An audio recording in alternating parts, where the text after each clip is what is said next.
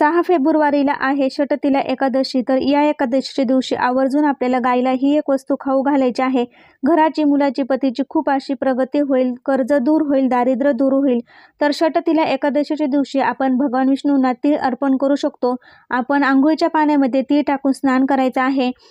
षटतिला एकादशीची व्रत कथा ऐकून झाल्यानंतर तीळ अर्पण केल्याने आपण आपल्या इच्छा पूर्ण करू शकतो। तर या एकादशीच्या दिवशी आपल्याला गाईला 11 चपात्या खाऊ घालायच्या आहे। त्या चपातीला गावरान तूप लावून त्यावर थोडीशी साखर टाकून ह्या 11 चपात्या घेऊन जायच्या आहे। त्यासोबत धूप, दीप, अगरबत्ती घेऊन जायची आहे। गायीची चेहऱ्या पायावर पाणी टाकून पूजा करून आपली मनोकामना पूर्ण व्हावीत अशी प्रार्थना करून मग ती चपाती खाऊ घालायची आहे।